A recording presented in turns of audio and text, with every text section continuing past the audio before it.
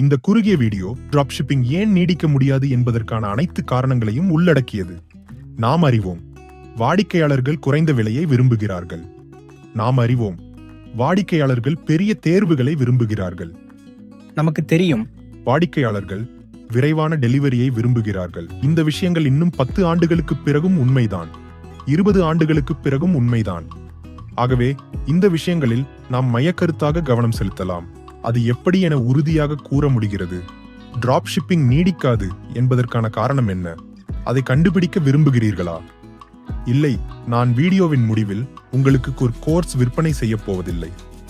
நான் drop shipping துறையில் உள்ள சில பெரிய விளம்பரதாரர்களை அறிவேன். அவர்கள் பெரும்பாலும் நல்லவர்கள்தான். ஆனால் மற்ற ஆன்லைன் குருமார்கள் சொல்வதை விட நான் உங்களுக்கு ஒரு வித்தியாசமான பார்வையை வழங்க விரும்புகிறேன். நீங்கள் உங்கள் பணத்தை டிராப் ஷிப்பிங்கில் வீணடிக்க முன்பாக உண்மையை புரிந்து கொள்ளுங்கள். Drop shipping out of the box பணம் செய்யும் முறை. டிராப் ஷிப்பிங் ஒரு புதிய வெற்றி வழி என கூறி அதன் மீது பலர் நம்பிக்கை வைத்தனர். ஆன்லைன் மார்க்கெட்டிங் குருமார்கள் இதை ஒரு கோல்டன் ஆப்பர்ச்சுனிட்டி என விளம்பரம் செய்தனர். நீங்கள் அவர்களுடைய கோர்ஸ் வாங்கினால் மிகவும் எளிதாக பணம் சம்பாதிக்கலாம், வேலை விட்டுவிட்டு லம்போர்கினி வாங்கலாம் என கூறினர். ஆனால் உண்மை என்ன? டிராப் ஷிப்பிங் அடிப்படை கருத்து இதுதான். நீங்கள் ஒரு ஹோல்சேல் டிஸ்ட்ரிபியூட்டர், தொகை விற்பனை வியாபாரி தேடுவீர்கள், பெரும்பாலும் AliExpress, Alibaba, Temu போன்ற சீன விற்பனை தளங்களில் இருந்து. அதன் பிறகு ஒரு ஆன்லைன் ஸ்டோர் அமைப்பீர்கள். அந்த தயாரிப்புகளை அதிக விலைக்கு விற்பனை செய்யலாம். நீங்கள் எந்த ஒரு பொருளையும் உங்கள் கையில் வைத்திருக்க வேண்டியதில்லை. வாடிக்கையாளர் வாங்கியதும் நீங்கள் அந்த பொருளை டிஸ்ட்ரிபியூட்டர் கிட்ட இருந்து ஆர்டர் செய்வீர்கள். அந்த பொருள் நேரடியாக வாடிக்கையாளருக்கு அனுப்பப்படும். நீங்கள் செய்ய வேண்டியது ஒரே ஒரு காரியம்: தயாரிப்புகளுக்கான மார்க்கெட்டிங் செய்து விற்பனை செய்ய வேண்டும். இது ஒரு எளிதான தொழில் முறையா? ஆம். ஆனால் இது நீடிக்குமா? இல்லை. டிராப் ஷிப்பிங் நீடிக்காத காரணம் என்ன? அது மிகவும் எளிது. மொத்தமாக எண்ணுங்கள். பணம் எங்கிருந்து வருகிறது?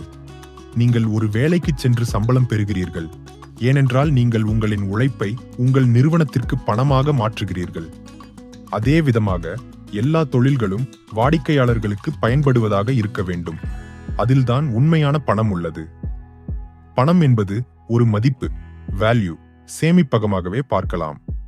நீங்கள் மதிப்பை வழங்கினால் பணம் உங்களிடம் வரும். இந்த பணத்தை பிறகு நீங்கள் புதிய பொருட்களை வாங்குவதற்கு பயன்படுத்தலாம். உதாரணமாக, லம்போர்கினி ஒரு நாள் வாங்கலாம். ஜெஃப் பெசோஸ் சொல்லும் உண்மை. ஜெஃப் பெசோஸ் உலகின் மிகப்பெரிய பணக்காரர். அவர் இதை பற்றி கூறுகிறார்: வாடிக்கையாளர்கள் குறைந்த விலை விரும்புகிறார்கள். வாடிக்கையாளர்கள் பெரிய தேர்வுகளை விரும்புகிறார்கள். வாடிக்கையாளர்கள் மிக வேகமான டெலிவரியை விரும்புகிறார்கள். இதுவே அமேசான் இன்று $1 பில்லியன் நிறுவனமாக இருந்ததற்கான காரணம். அவர் உலகளாவிய அளவில் ஒரு பெரிய டிஸ்ட்ரிபியூஷன் நெட்வொர்க் உருவாக்கியுள்ளார்.